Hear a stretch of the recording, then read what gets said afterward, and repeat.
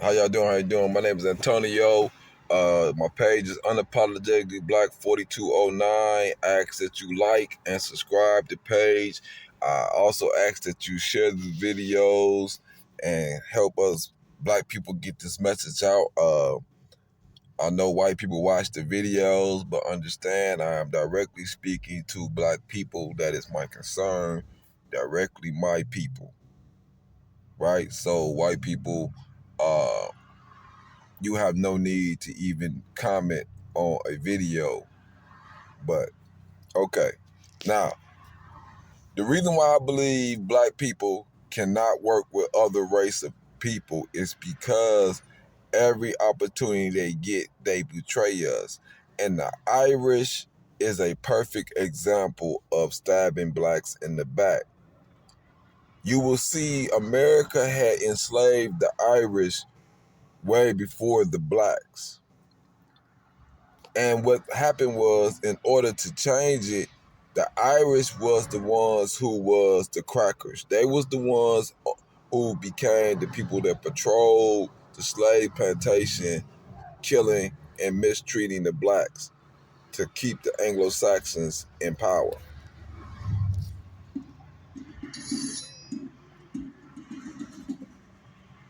There has been an ongoing debate as to whether the Irish were the first slaves in the Americas, predating the first black African slaves by almost a decade.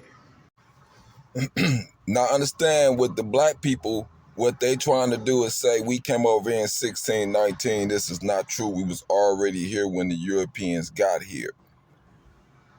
So with that, but here on this video, the decree to enslave the Irish came in 1605. So that was prior to 1619. They saying they was enslaving the Irish. Nearly a decade, the king gave permission for the English Governor General to collect and sell the captured Irish soldiers as slaves and send them to the New World in the Americas. In 1612, the first recorded Irish slaves were sold, possibly to the Portuguese, and taken to the Amazon River Basin in their colony in modern-day Brazil. This brought them to the New World. There has been some dispute as to whether these people were indentured servants or slaves, but it is clear that they were forced out of Ireland to the New World, so it seems illogical and ridiculous to assume that they went voluntarily, hence the status of slaves. It has been chronicled that in the North American colonies. As a result, tens of thousands of Irish men and women were sent to the Eastern American colonies, as well as Guyana, Antigua, and Montserrat. As well, between 1629 and 1632, as other Caribbean locations over the next few decades were infiltrated, but the exact number may never be known. By 1637, approximately 69% of the population of Montserrat were Irish. Many were indentured servants, yet some were slaves. The rationale was simple. Black slaves had to be purchased at a cost of around 20 to 50 pounds sterling, a huge sum of money in those days. However, Irish slaves were sold for 900 pounds of cotton per person, but also traded for tobacco and indigo in a straight barter system. It would appear that the Irish then became the largest source of slaves for English slave traders and plantation owners at that time, far surpassing. That only makes sense. Think about this. Okay, first of all, you understand that we are very much more productive as far as labor and can produce more. We could take the sun, so we would be more expensive. But you know, the aristocrats and wealthy elite white people, how they desire cheap labor. So if the white slaves was much cheaper, you can barter them for cotton, you can trade them for tobacco, which they was producing. It only makes sense that they will have a way much larger number of slaves, of white slaves. The African slave trade until the early to mid 1700s. Between 1641, during the Irish Rebellion, to 1652, it has been stated that over 550,000 Irish were killed by English forces and 300,000 more were sold as slaves, mostly military-aged men. Their children, especially women and girls, were sold and considered quite valuable in the domestic service role. The greatest perpetrator of this was Oliver Cromwell, who defeated Charles I in 1649 during the English Civil War and had him executed. Cromwell, as Lord Protector, waged a ruthless war against the Irish, starting in 1649. By 1650, it is claimed that nearly 29,000 Irish were sold to planters in St. Kitts. During the decade of the 1650s, it is also claimed, as well as disputed, that around 100,000 Irish children, generally from 10 to 14 years of age, were taken from their parents and were also sold, and sold themselves also as slaves or indentured servants in the West Indies, Virginia, the Carolinas, and New England. It is also claimed that between 1651 and 1660, the Irish slaves far outnumbered the colonists in all areas. In 1652, Cromwell ordered that 12,000 Irish were to be sold to Barbados, and those numbers are not in dispute, only their status. On 1 May 1654, his "To Hell or to Connaught" proclamation was issued during the Act of Settlement of 1662. This was when the English began confiscating all Irish-held lands, and the native Irish were relocated west of the Shannon River. Those who resisted were sent to the West Indies as slaves or executed. His own words proclaimed, quote, "Those who fail to transplant themselves into Connaught or County Clare within 6 months shall be attainted of high treason, or to be sent to America or other parts beyond the seas. Those banished who return ought to suffer the pains of death as felons by virtue of this act without benefit of clergy." End quote. The English could kill the Irish without penalty, but selling them offered great profit. It is claimed that over 80,000 more Irish were sold, with 52,000 going to the colonies of Barbados and Virginia, but again, we cannot verify the exact numbers. Many argue that these were indentured servants, not slaves, yet there are no records of contracts between those forcibly removed and their benefactors. One may assume that, given the barter system of using tobacco and cotton as a trade item for workers, that these deported Irish were, in fact, slaves. In 1656, the Council of State ordered the roundup of 1,000 Irish girls and 1,000 Irish boys in their early teens, even some children, to be rounded up and sold to Jamaican planters. These numbers are in dispute, but do seem reasonable, as these would be children whose parents were already deported. Part of this order was an edict passed on October 2nd, 1665, which stated, quote, "Upon report of Committee for America concerning proposals for transporting persons from Long Island to Jamaica, to confer with the Committee for Jamaica." See, you have to understand the reason why white people fear black people being free is because the only time the Europeans have ever been free is when they enslaved black people and made slavery race-based in America in 1710. And I'm going to show you why they did that. The Bacon Rebellion is an example when blacks rose up with white slaves and white indentured servitudes in order to resist the aristocrats and the English system of indentured servitude and slavery. And this is what brought about the creating of racism in America and why we cling so hard to racism in America. Back to one event in particular that may have changed the opinions on equality in America. Bacon's Rebellion of 1676 broke the barriers of indentured servitude to demonstrate that there could be, as the colonists thought, a better form of manual labor. Although Bacon guaranteed freedom to blacks who participated in the rebellion, African American slaves were mistreated in the South. Slavery grew the South's economy at the expense of its workers, and may be the root of racism in America today. In 17th century Virginia, many poor, unemployed, and heavily taxed frontiersmen began believing they had unfair rights. Along with many Indian attacks, which were devastating their populations, these pioneers... This is just an example how white people try to change the story. The truth is that the poor whites and blacks rose together to create a rebellion. If you really do the study on the Bacon Rebellion. So this is where they started to create race. And I'm going to show you that all blacks was not slaves and it was not slave-based before, because there would have been no need to pass miscegenation laws in the 1600s. I want us to understand America began to pass anti-miscegenation laws in 1616. Anti-miscegenation laws or miscegenation laws are laws that enforce racial segregation at the level of marriage and intimate relationships by criminalizing interracial marriages and sometimes also sex between members of different races.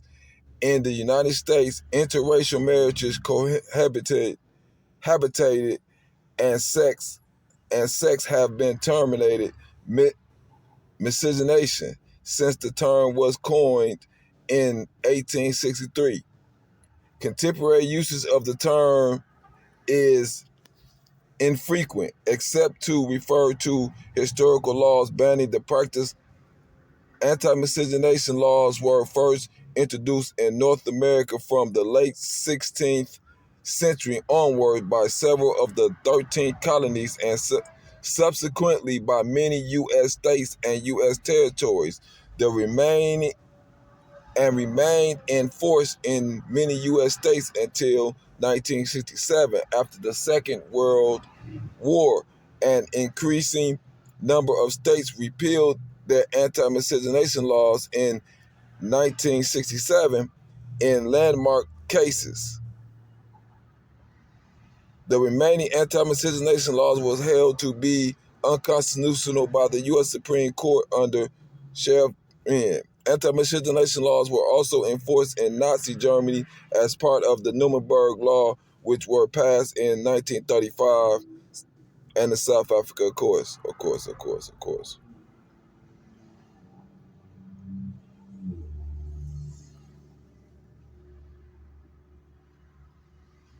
So what they did was, if you look it up, America passed anti-miscegenation laws in 1616 was the first anti-miscegenation laws, and they enslaved the black man and black women who was the black man and white women who was married to each other, right? So they enslaved them both and their children. On the East Coast, like the northern places, they freed them after 20 years, but the children had to give up any rights to any land. Those mulattoes are who they began to call the natives. So we have to understand that if blacks came over here as slaves in 1616, why would you have to pass anti-miscegenation laws forbidding white women from marrying black men? They were not marrying slaves, were they? That makes no sense. We became free men, and I will continue to show you that they came over here and they brought the Irish in as slaves. Black people free. What happened is we start to play into their political system. We begin to work with these people and fell into their legal trap.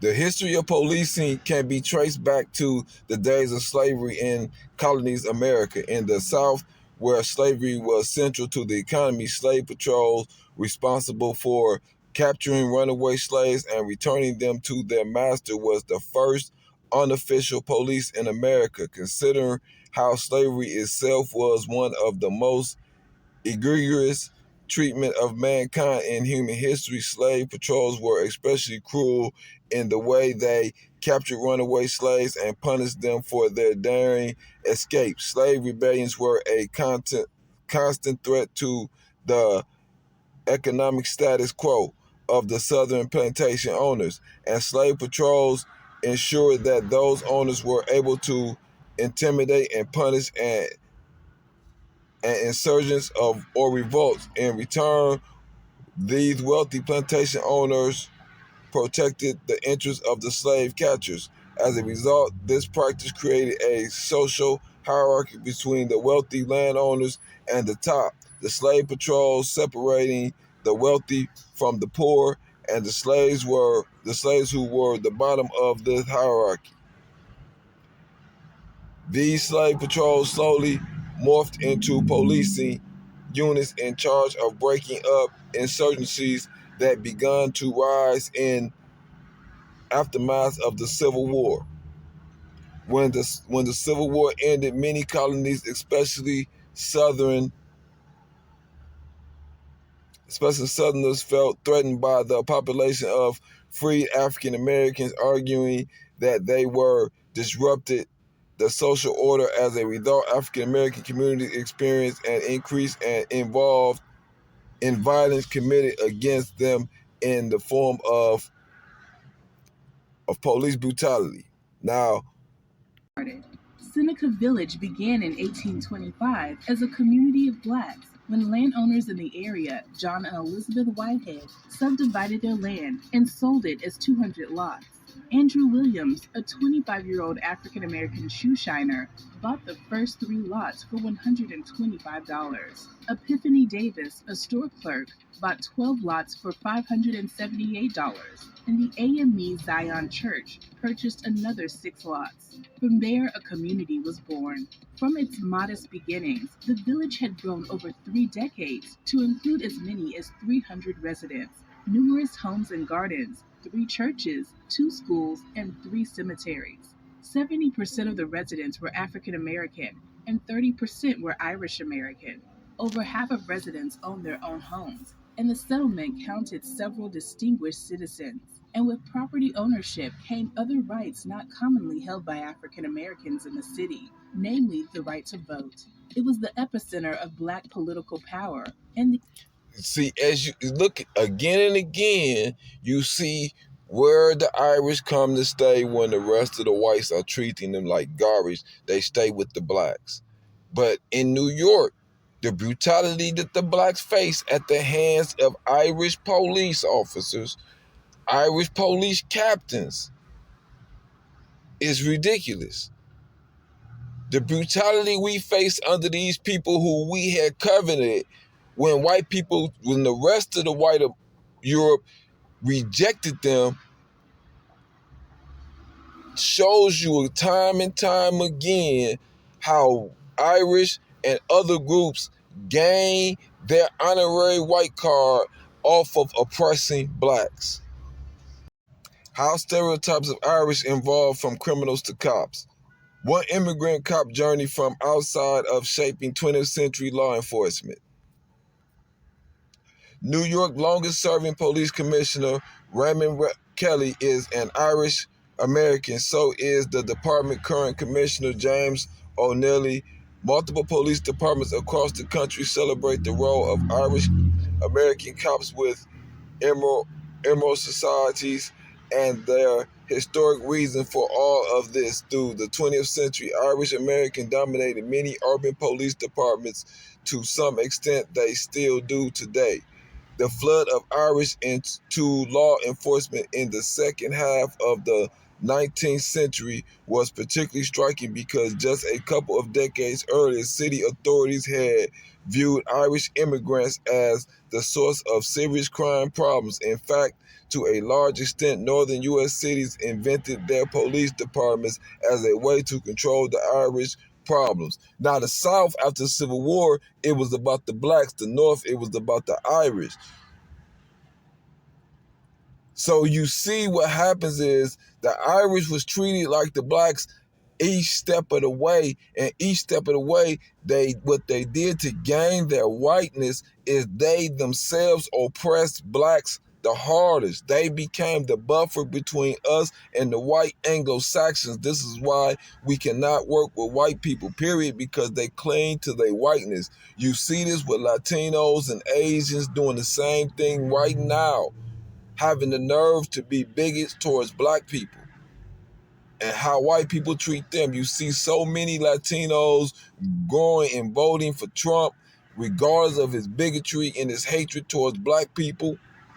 It's because in order to excel and move up in America, you have to identify more as white. And what America does, as white people numbers get smaller and smaller, they indoctrinate other ethnic groups into their whiteness. Because the contrast to them is blackness. So in order for their whiteness to have that great value, their goal, they have to keep the black at the bottom. That is the process. Black people, we did not create this racist concept, but they did because they believe for us to have, they cannot.